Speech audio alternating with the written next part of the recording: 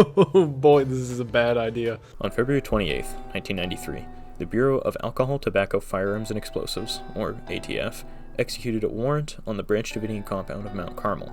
Their aim was to arrest David Koresh, the leader of the Branch Davidians, and search the premises for evidence of illegal firearms and explosives. The ensuing conflict lasted for 51 days and ended with 4 ATF agents and 76 Branch Davidian men, women, and children dead.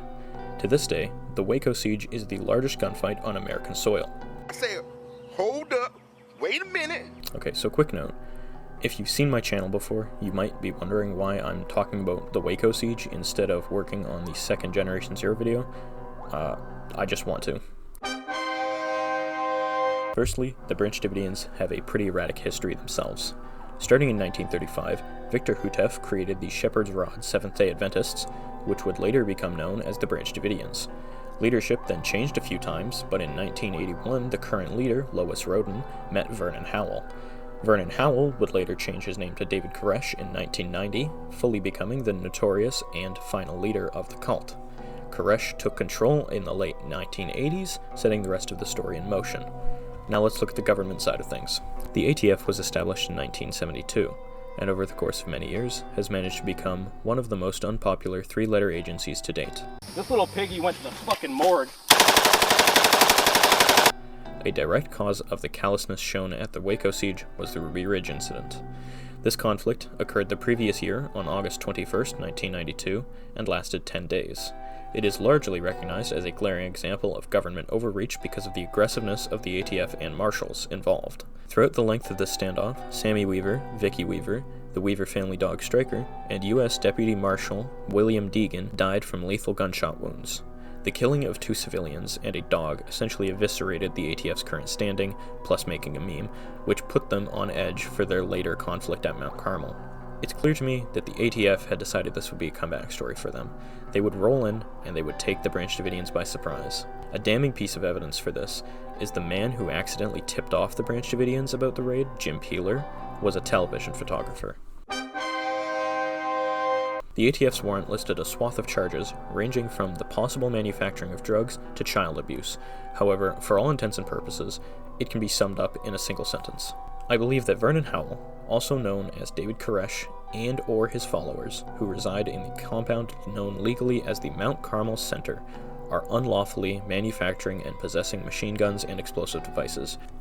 The ATF also claimed that they needed to raid Mount Carmel due to Koresh never leaving. This is entirely false, as Koresh has been documented many times going out to bars, playing music with friends, etc., etc. The day of the raid, Peeler was with his colleague Dan Maloney, whose contacts had told him about an ATF raid occurring at Mount Carmel. After a tedious search, Peeler became lost and ended up asking a mailman he encountered on the road for directions. This man, David Jones, was, unluckily for Peeler, a Branch Davidian. As soon as Jones heard about the impending raid, he sped off to warn Koresh. The jig was up, but there was still a chance to regroup and return another day. If only that was what they did. After witnessing David Jones tell Koresh about the raid, undercover ATF agent Robert Rodriguez called his contacts in the ATF and pleaded them to call off the raid. The main reasoning being that they had lost the element of surprise, which would result in a catastrophic turnout if they were to continue with their plans. Rodriguez was ignored, and soon after, at around 9:45 a.m., the ATF executed their warrants. As the ATF surrounded the compound, someone opened fire. The opening shots are still debated to this day, and both sides have their evidence for their own beliefs, but for the purposes of this video, I won't be covering that. After a few hours of frantic gunfire, the ATF stopped firing due to running out of bullets.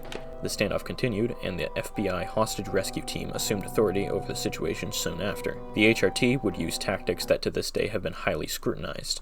So the HRT began what I can only describe as psychological warfare. They started taking their tanks and just running over the Davidians' cars that were parked out front. And then through the night, they would shine spotlights at the building and play disturbing noises on loudspeakers. Like they would play variations of old music to the sounds of rabbits being murdered, and at one point literally dolphin noises. Yes, right here. Mr. Ricks, is there a consideration to use psychological warfare? Have you discussed it at all? I don't know what psychological warfare is. It was reported in the paper that you would play loud music, keep bright lights on the compound all night to try to agitate the entire group. Is that a possibility? We will not discuss tactics of that sort, but I would say the chances are minimal of doing that type of activity. Yes, ma'am.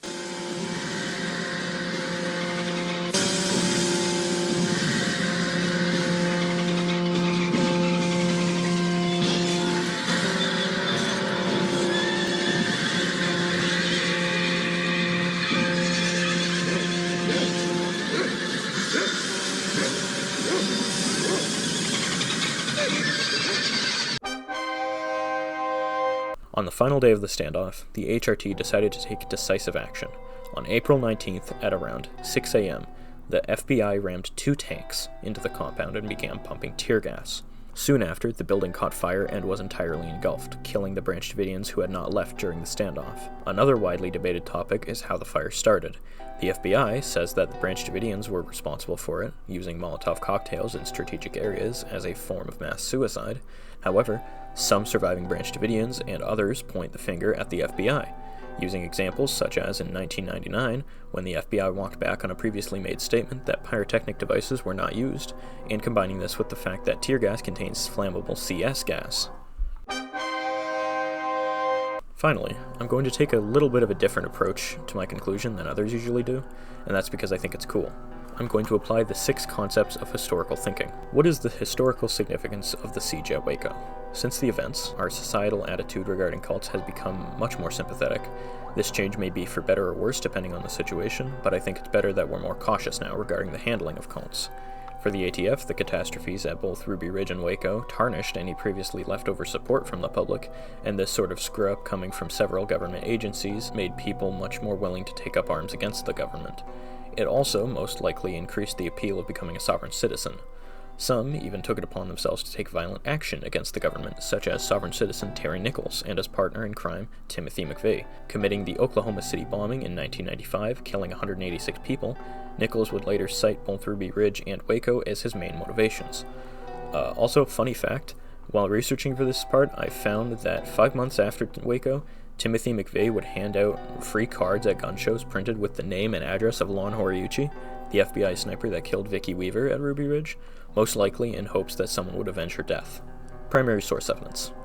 Since the Waco siege was a modern tragedy, we luckily have a lot more primary source documentation than would otherwise be available. However, an overwhelming amount of this evidence is produced by the government itself, due to the high death toll on the Branch Davidians' part. So there is a large imbalance in the primary sources available. These include documents, field reports, books, photographs of Mount Carmel, TV footage, snippets of the raid, a large list of demands created by the Branch Davidians during the standoff, music from David Koresh, which is actually really good,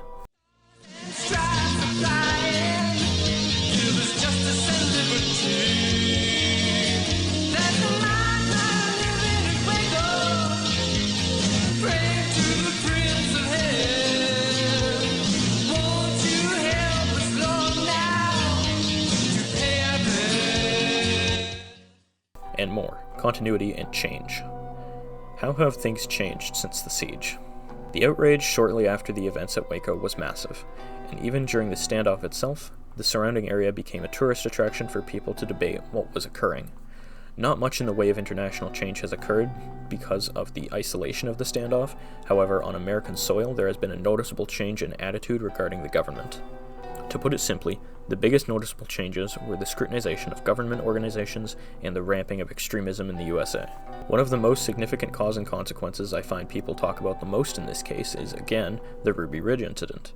The ATF, to make a bad pun, really screwed the pooch on this one, and because of this, they were incredibly sloppy with their planning and execution of the Waco raid.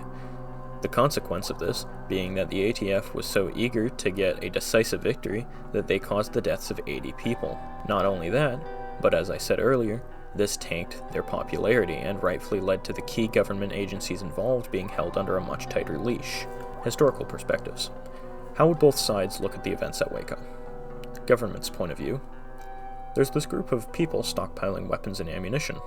They're led by a man who has been investigated for child abuse and statutory rape. We've got a report here saying that a UPS man found black powder and some inert grenades in a box he was supposed to deliver to Mount Carmel. We just came off a huge public flop where one of our snipers killed a dude's wife in front of him. When you look at it from their point of view, the government had a very good moral reason for going after the Branch Davidians, or at the very least, David Koresh. However, there is still no good reason why they could not execute an arrest warrant on Koresh when he was out of the confines of Mount Carmel, or why they could not abandon the raid once David Jones had told Koresh about it. Branch Davidians' point of view. We're a peaceful religious group. Many of us have wives and children. We have jobs within the community. We can leave and return as we please. When CPS came, there was no evidence found of mass child abuse, as was rumored. Our leader invited the ATF to come and look through our inventory of weapons to prove we did nothing wrong, and they declined. The government rolled up on us without warning and proceeded to shoot at us for 2 hours straight until they ran out of ammo. The HRT then played audio of dolphins and rabbits being butchered for days on end. Then they ran into our compound with tanks and pumped the place with tear gas. When you look at it from the Branch Davidians' point of view, the government seemed like monsters. Moreover, Koresh had mentioned to his followers that they would eventually be rising up against the armies of Babylon, and lo and behold, the ATF rolls up with dozens of men armed to the teeth. Obviously, they would fight back. Ethical dimensions. How should we judge those involved? When talking about the morality of Waco, we can easily build off the last section when we discussed historical perspectives. The Branch Davidians who left during the siege were given no compensation for the traumatic events they witnessed, and many were arrested. The still living remnants, now under the name Branch the Lord Our Righteousness, await the end times in Koresh's resurrection in their new church at Mount Carmel. The dead agents were honored and their families presumably given compensation as is traditional. This cannot be allowed to happen again.